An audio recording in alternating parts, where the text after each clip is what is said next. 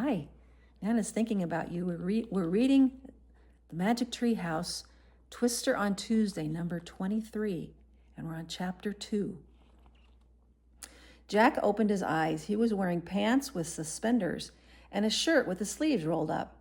In place of his backpack was a leather bag. Annie was wearing a long dress with a sunbonnet. I like my hat, she said. It'll keep the sun off my face. Yeah, except the sun's not shining, said Jack. Here's a picture.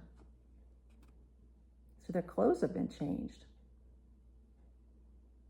I guess that's part of the magic, huh?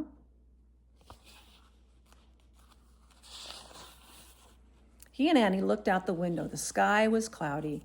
The treehouse had landed in a small grove of trees near a creek. Beyond the trees was a wide open prairie. Green grass and wildflowers swayed in the chilly wind. In the distance, a train puffed across the prairie. Sparks of fire came out of its smokestack. Huge clouds of black smoke billowed into the gray sky. Wow, said Jack. He looked at the picture of the train in their book and read, after the Civil War, the U.S. government built railroads to link the eastern and the western parts of the country. By the 1870s, steam engines carried people across the Kansas prairie. Jack pulled out his notebook and wrote, 1870s trains across Kansas. Let's get going, said Annie. We have to find that special writing for Morgan. She started down the ladder. Jack packed his things in his leather bag and climbed down after her.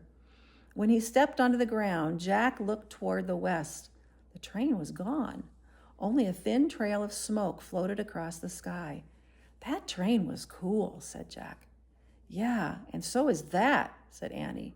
She pointed in the other direction. Far away in the distance, a line of covered wagons rolled through the rippling grass. Their white coverings billowed in the breeze. Jack pulled out the research book. There's no pictures. He pulled out the research book, and he found a picture of the wagon train. He read aloud. Wagons were the most common way for families to travel west. They could carry clothes, tools, food, and water. A line of wagons was called a wagon train.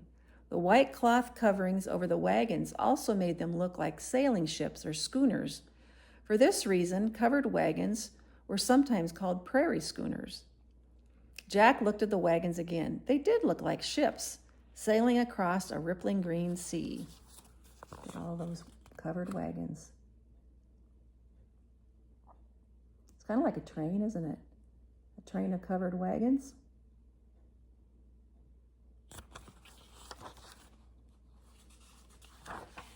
He wrote in his notebook, covered wagons equal prairie schooners.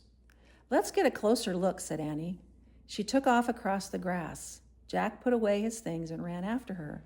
As they ran, the wind began to blow harder. The clouds overhead grew darker. Wait, Jack finally called to Annie. We'll never catch up to it. They both stopped running. Panting, they watched the wagon train vanish over the horizon. Jack took a deep breath. What now? He said. They looked around. All Jack could see was the distant grove of trees with the treehouse. With the train and wagon train gone, there were no signs of life anywhere. No pioneer cabins, no Native American teepees. How can we find the special writing, said Jack. There's nothing out here. Oh, yeah? Said Annie. What's that? She pointed to a rusty pipe sticking out from the top of a small hill. Steaming from the pipe was a column of black smoke. Oh, man, said Jack. That's definitely a sign of life. No pictures. That's the end of chapter 2.